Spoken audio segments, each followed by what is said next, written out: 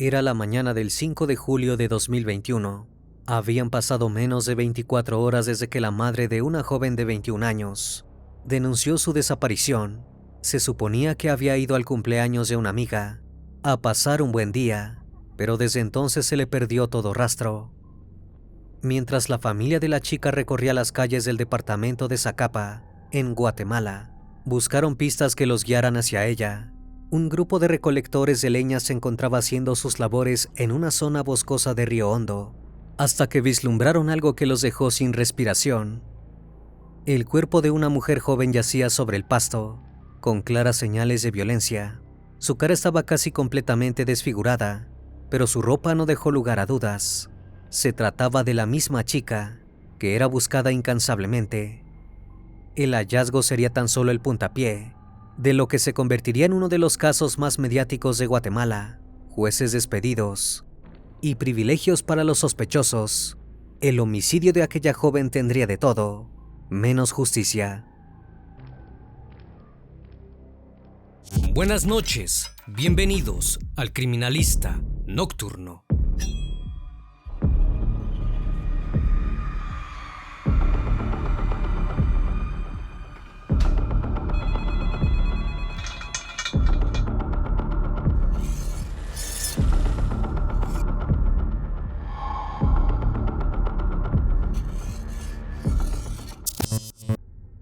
Melissa Alejandra Palacios Chacón nació un 15 de noviembre de 1999 en el municipio de San Jorge, ubicado en el departamento de Zacapa, en Guatemala.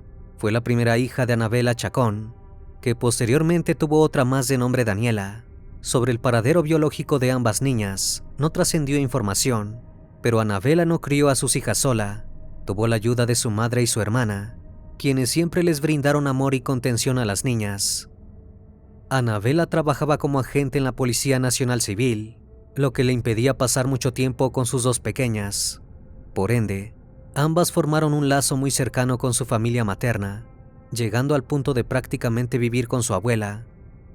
A pesar de no tener una vida perfecta, Melissa creció para convertirse en una adulta feliz. Todos quienes la conocían la describían como una muchacha amable, muy responsable y con grandes metas.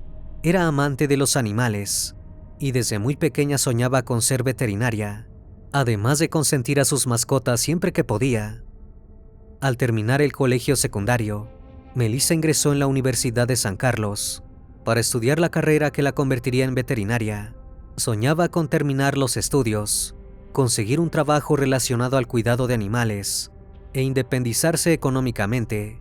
Además quería ayudar a su familia, devolviéndole a su madre todo el esfuerzo que había hecho por ella y su hermana. Llegado el año 2021, Melissa tenía 21 años y continuaba estudiando para conseguir un futuro mejor. En su tiempo libre, salía con sus amigas de la universidad y se la pasaba en grande, pero fue justamente durante uno de esos planes que algo terrible le sucedió. El 4 de julio de 2021, Melissa amaneció en su casa ubicada en el municipio de San Jorge y al mediodía les dijo a su abuela y a su madre que iría al festejo de cumpleaños de su amiga Marisa. Anabela no se sentía muy cómoda con la idea de que su hija viajara sola en autobús. Sin embargo, Melissa la tranquilizó asegurando que se encontraría cerca de su hogar con una de sus amigas. Aquella chica la llevaría en su auto al cumpleaños y luego de regreso a casa. Más relajada, Anabela despidió a su hija y esperó que pasara un día divertido con sus amigas, pero los nervios volvieron cuando, llegadas las 5 de la tarde, Melissa no regresó. Si bien la joven podría haberse demorado en el cumpleaños, Anabela prefirió enviarle un mensaje de texto a su celular para corroborar que se encontraba bien, pero no obtuvo respuesta, por lo que después de un rato de espera, decidió llamarla. El móvil la envió directamente al buzón de voz. Finalmente Anabela marcó el número de la amiga de su hija que festejaba el cumpleaños. Fue entonces cuando recibió una noticia impactante. Melissa jamás había llegado a la celebración. Y eso no era todo. La amiga también comentó que uno de sus familiares se había ofrecido a recoger a Melissa en un punto intermedio para cerciorarse de que llegara tranquila al cumpleaños, pero la joven no había aceptado la propuesta. Rápidamente Annabel acudió al Ministerio Público para denunciar la desaparición. Ese mismo día, la policía de Guatemala levantó una alerta a Isabel Claudina, mecanismo de búsqueda de mujeres desaparecidas en ese país.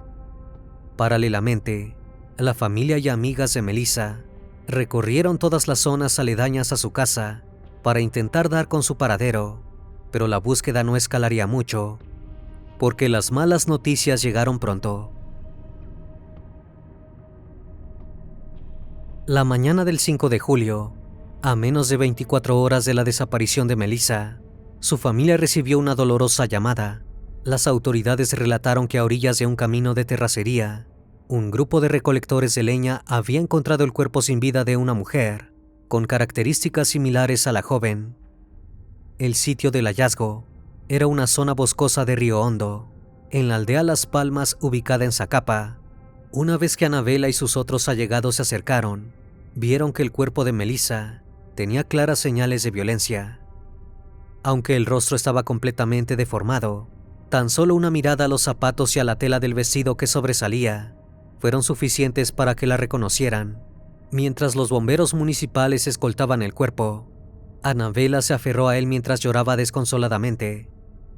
El martes 6 de julio, se realizó la necropsia en el Instituto Nacional de Ciencias Forenses. Así se pudo determinar que Melissa falleció por fuertes golpes en la cabeza, probablemente perpetrados con rocas. Esto además, le desfiguraron completamente el rostro. Durante aquel mismo procedimiento, se descartó que la víctima hubiera sufrido una agresión íntima. Para ese entonces, las autoridades no tenían ni la menor idea de quién podría haber atacado tan brutalmente a Melissa, pero pronto llegaron pistas más desconcertantes. Poco después de la necropsia, se llevó a cabo el velorio de la joven. Allí sus amigos y familiares aprovecharon para pedirles a las autoridades que esclarecieran las circunstancias de su fallecimiento. El sepelio de Melissa se llevó a cabo el 7 de julio, en el cementerio de San Jorge. Allí sus allegados se vieron acompañados de decenas de personas que conocieron el caso por los medios y quisieron brindarles apoyo.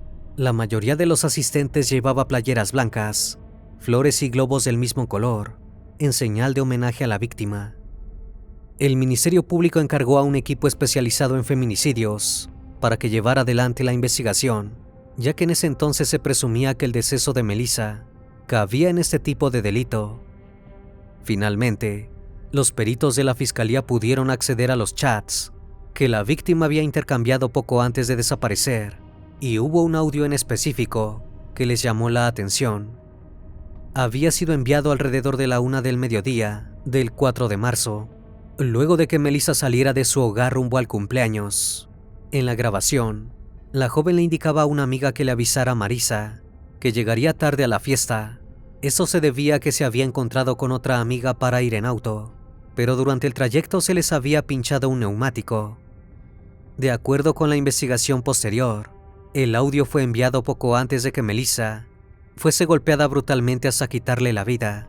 En ese momento lo que la policía teorizaba era que aquella amiga que recogió a Melissa en auto tenía algo que ver con su fallecimiento. Pero además, la familia de Melissa aprovechó el momento de exposición para volver a pedir a la policía que se identificara a al menos un sospechoso por el crimen de la joven. Y finalmente, esto sucedió.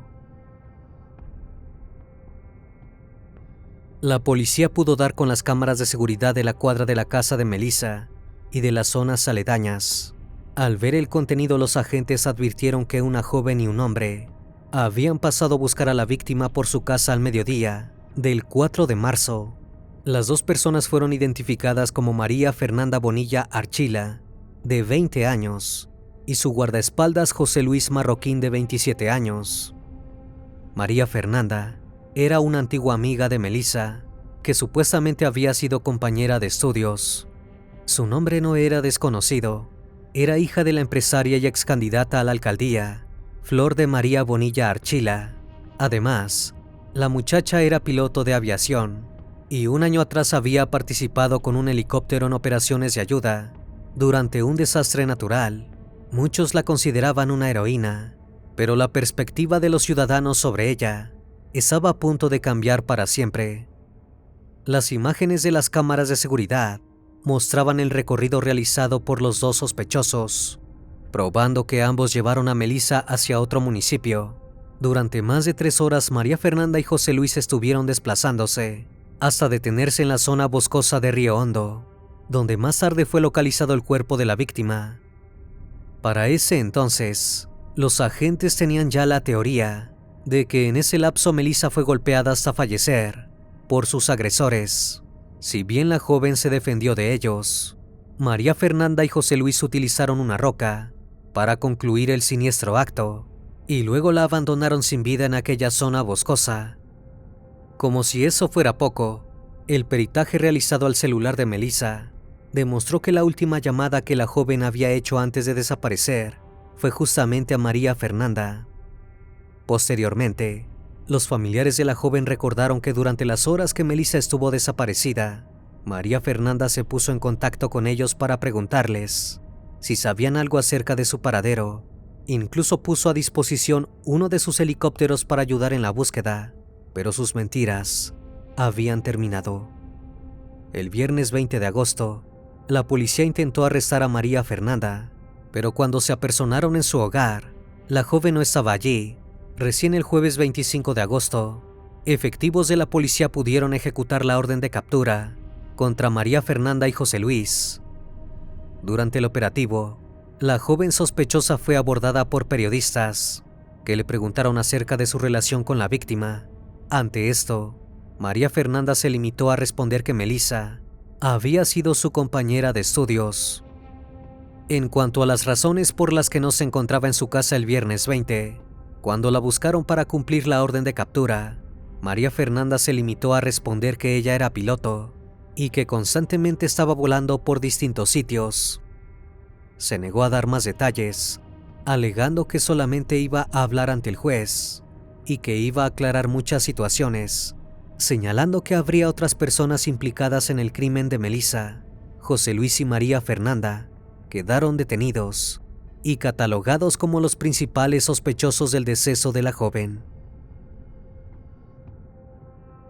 El 9 de septiembre, María Fernanda y José Luis fueron ligados a proceso por el asesinato de Melissa, y las autoridades dieron un plazo de 3 meses a los agentes para culminar las investigaciones.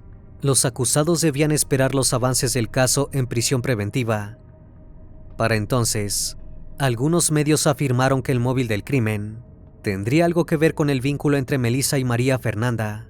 Incluso se señaló que podrían haber sido más que amigas. También se teorizó que María Fernanda había intentado conquistar durante largo tiempo a Melissa, sin tener éxito. El constante rechazo de parte de la víctima habría culminado en su asesinato. Sin embargo, la familia de Melissa negó tener conocimiento acerca de una relación amorosa entre ambas jóvenes. Paralelamente, los dos sospechosos debieron entregar sus teléfonos celulares. Sin embargo, el análisis forense de los dispositivos reveló que habían eliminado la mayor parte de la información de la tarjeta de memoria. De igual forma, los peritos lograron recuperar fragmentos de algunos de los mensajes que intercambiaron los implicados a través de una plataforma de mensajería durante la medianoche del 3 y la madrugada del 4 de julio. El hecho de haber borrado algunos textos solo los inculpaba más.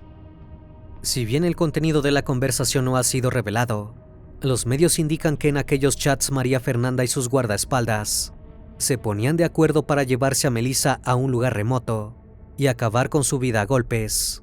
Incluso se rumoreaba para ese entonces que los peritos habían hallado un audio donde se escuchaba a María Fernanda exigirle a Melissa la clave de su celular. Pero a pesar de tener todo esto en su contra, eventualmente ambos acusados se vieron favorecidos por un corrupto sistema judicial.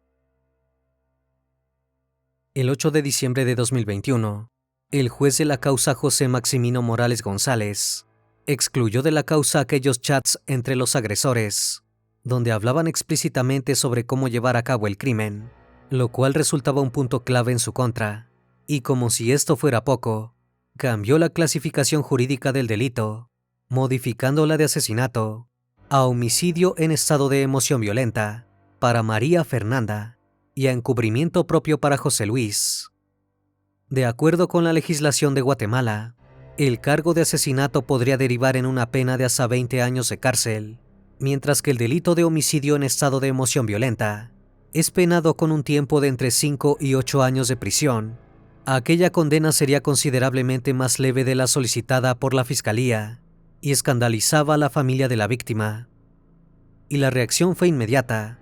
Los allegados y amigos de Melissa, que esperaban a las afueras del tribunal, comenzaron a protestar y eventualmente decidieron encadenarse para expresar su rechazo a la decisión del juez Morales. La policía intervino de manera violenta, acorralando a los manifestantes con una radiopatrulla. Tanto Anabela como otros de los presentes resultaron heridos, generando una gran indignación a lo largo y ancho de todo el país. Ese fue el principio del caos judicial. La familia de Melissa dejó entrever que detrás de la polémica decisión del juez Morales habría tráfico de influencias, posiblemente debido a que la madre de la acusada tenía vínculos en el poder judicial e incluso que podrían haber existido sobornos. Entonces Anabela y sus seres queridos exigieron que el caso fuese trasladado a otro juzgado, donde pudieran encontrar a un juez imparcial.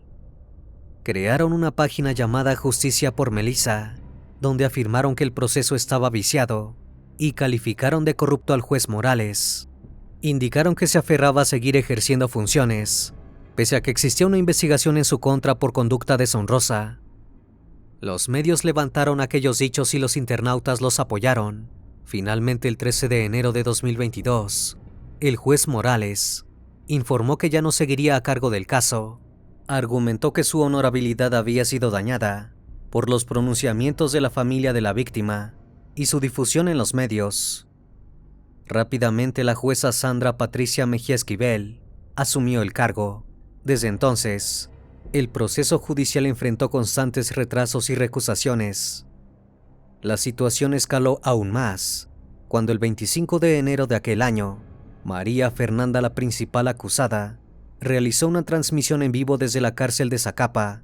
A través de sus redes sociales, comentó a 45 personas que la estaban viendo que había tenido una conversación con la familia de Melissa luego de que protestaran por la modificación de los cargos en su contra.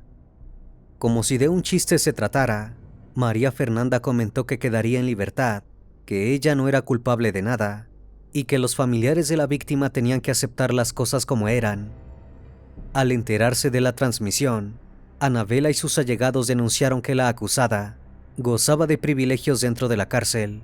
Había quedado evidenciado que tenía acceso a un teléfono celular, pero además aseguraron que contaba con un vehículo presuntamente de su madre y con personas que se encargaban de la limpieza y de cocinar para ella. A partir de entonces, no hubo nuevos avances en el caso por un largo tiempo, excepto por el hecho de que el 31 de enero, la jueza Esquivel se excusó del proceso por dudas de imparcialidad y elevó el caso a la Sala Regional Mixta de Zacapa. Llegado el 5 de julio de 2023, se cumplieron 2 años del hallazgo del cuerpo de Melissa y su familia estaba muy lejos de obtener justicia. Por el contrario, la defensa de María Fernanda había salido victoriosa en cada uno de los amparos solicitados ante la Corte de Constitucionalidad. Los derechos de la presunta responsable del asesinato de Melissa eran reconocidos por la justicia de Guatemala, mientras que los de la víctima y sus dolientes estaban lejos de respetarse. El 8 de septiembre de aquel año, al primer juez del caso se le otorgó un amparo que dejaba sin efecto la decisión de retirarle la inmunidad. La familia, a través de los abogados del Instituto de la Víctima, apeló el fallo y solicitó que la Corte Suprema de Justicia deliberara de nuevo sobre el caso. Mientras tanto, la familia, los amigos y compañeros de universidad de Melissa protagonizaron diferentes manifestaciones para evitar que el caso cayera en el olvido. Finalmente, el 23 de septiembre el máximo tribunal confirmó por unanimidad el retiro de la inmunidad del juez, pero la situación no mejoró. De ahí en adelante, a lo largo de 2024, el proceso continuaría estancado por los diferentes recursos legales introducidos por la defensa de los acusados. En noviembre de 2024, María Fernanda solicitó acogerse a un procedimiento especial aceptando responsabilidad por homicidio en estado de emoción violenta, es decir, admitía haberle quitado la vida a Melissa a cambio de obtener una reducción en su condena. El Ministerio Público solicitó trasladar el caso a un juzgado de mayor riesgo en la capital, es decir, a un tribunal especializado en casos que representan un riesgo para la seguridad de los participantes en el proceso judicial, como jueces, fiscales, testigos y las propias víctimas o imputados. Para eso, alegaron intimidaciones y falta de imparcialidad en el proceso. Sin embargo, en enero de 2025, la Cámara Penal de la Corte Suprema de Justicia rechazó el pedido. Argumentó que la calificación del delito no ameritaba ese traslado. Entretanto, los representantes legales de los acusados solicitaron la aceptación de cargos, que fueron conmutados por delitos menos graves, para cerrar el proceso y recibir una reducción de pena. Si esto sucedía, tanto María Fernanda como José Luis quedarían en libertad casi de inmediato, ya que llevaban casi 3 años en prisión preventiva. Pero meses después, la acusada cambió de opinión. El 12 de marzo de 2025, fue suspendida la audiencia en donde María Fernanda se haría responsable del cargo de homicidio en estado de emoción violenta. Finalmente, se retractó en su decisión de declararse culpable y volvió a insistir en su inocencia. Entonces la carpeta de investigación, aún en etapa intermedia, debía ser inspeccionada por la autoridad. Recién entonces se podría valorar si existían motivos para llevar a María Fernanda a juicio o archivar la causa. Días después, se llevó a cabo la decisiva audiencia intermedia del proceso penal contra María Fernanda y José Luis. Si en esta etapa el Ministerio Público no lograba presentar pruebas sólidas que contrarrestasen las acciones presuntamente fraudulentas del primer juez del caso, la balanza se inclinaría a favor de los acusados. Sin embargo, los abogados del Instituto de la Víctima en representación de la familia de Melissa presentaron una recusación contra el juez de la causa, y gracias a esto la audiencia se suspendió, y la posibilidad de que los acusados tuvieran aún más derechos también, al menos por el momento.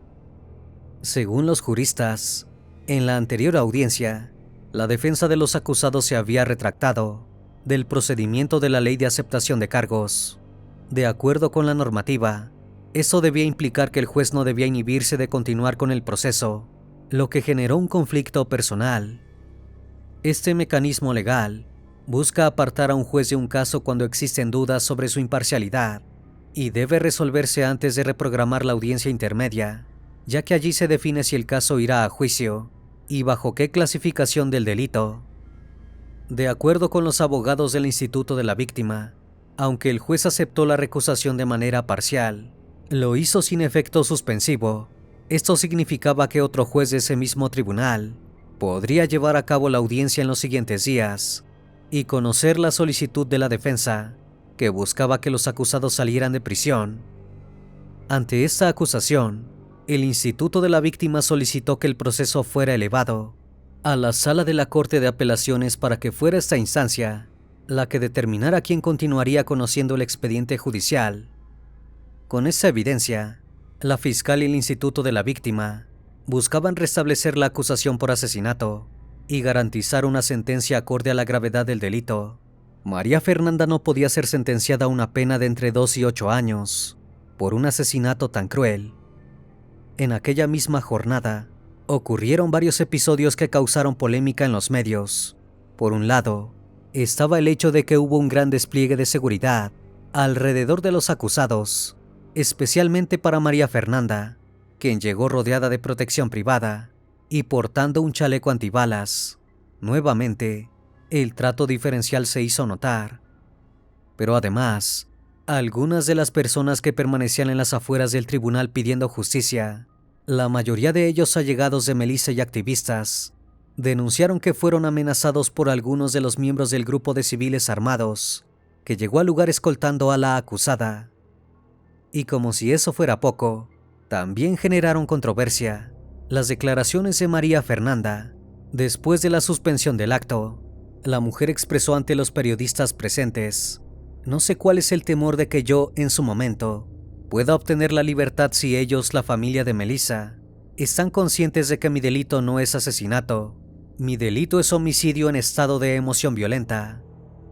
Sus palabras fueron ampliamente difundidas por la prensa y derivaron en numerosos comentarios en las redes sociales. Muchos internautas calificaron la actitud de la acusada de prepotente e irrespetuosa. Expresaron su deseo de que, de ser hallada culpable, se le impusiera un castigo ejemplar, y finalmente ocurrió algo que podía cumplir esos anhelos.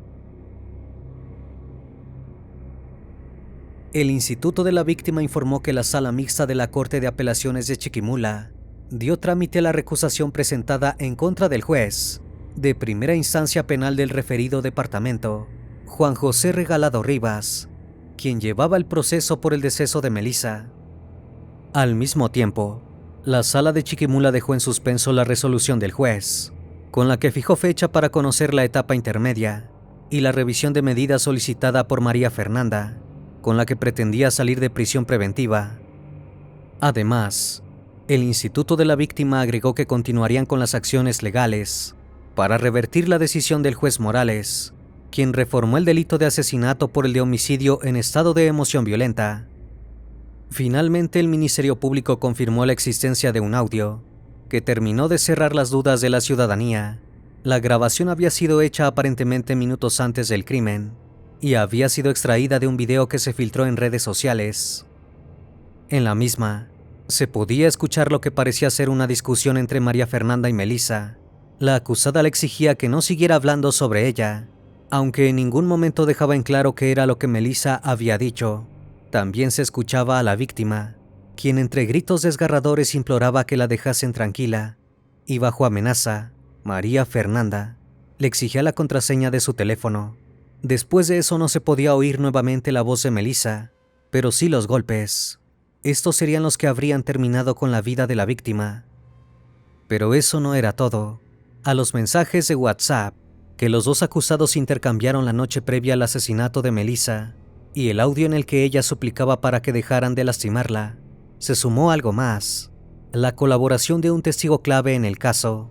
Su identidad no fue revelada, pues su vida podría correr peligro, pero los medios aseguraron que esta persona habría aportado pruebas a la fiscalía para fortalecer la investigación en contra de los acusados, y las actualizaciones siguieron siendo cada vez más constantes.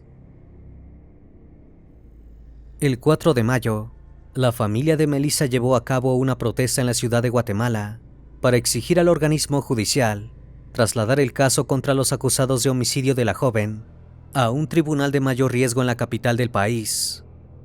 Daniela Palacios, hermana de la víctima, declaró a los medios que tanto ella como su familia habían pasado por muchos intentos para dejar el asesinato de Melissa en el olvido y con impunidad, y que por eso exigían justicia.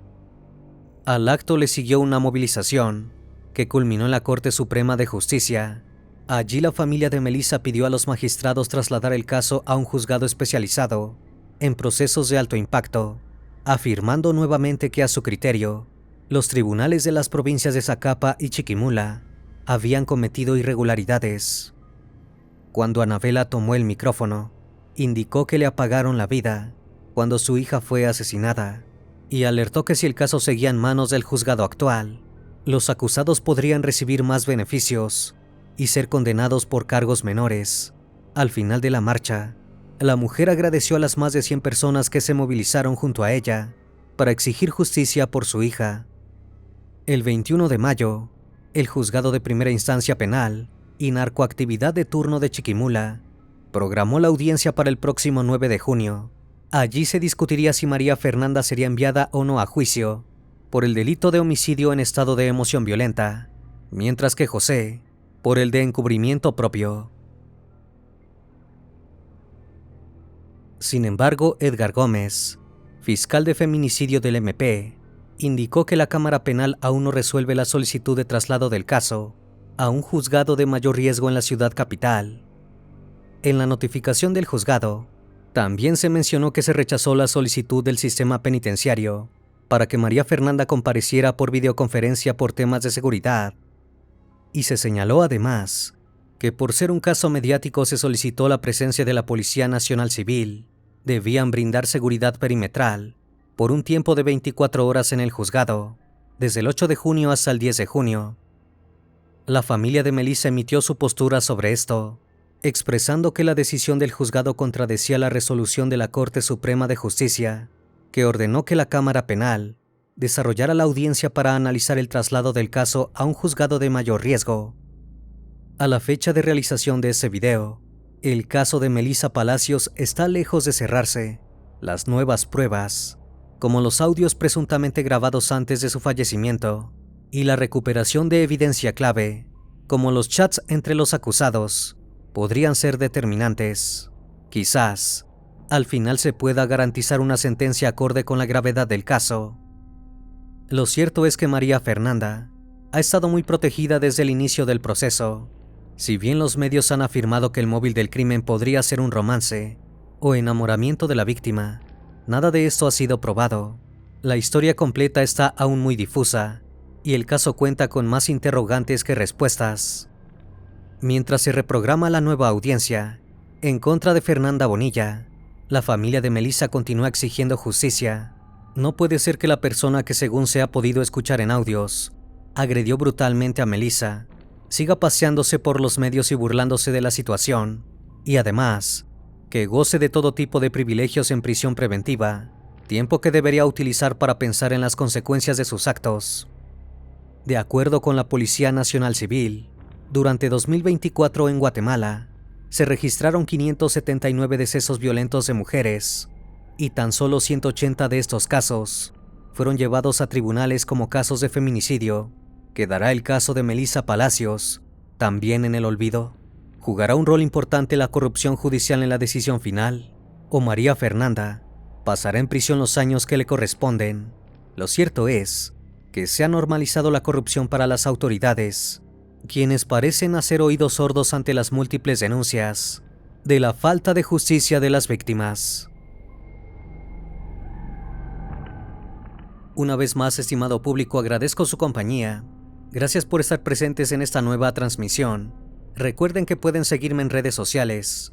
Actualmente me encuentro en Facebook, Twitter, TikTok e Instagram. Y también pueden encontrarme en cualquier plataforma de streaming de audio de su preferencia. Me despido de ustedes con un fuerte abrazo. Y si tú aún no estás suscrito, te hago la cordial invitación a que lo hagas y formes parte de esta gran comunidad. Esto es El Criminalista Nocturno. Hasta la próxima emisión. Buenas noches.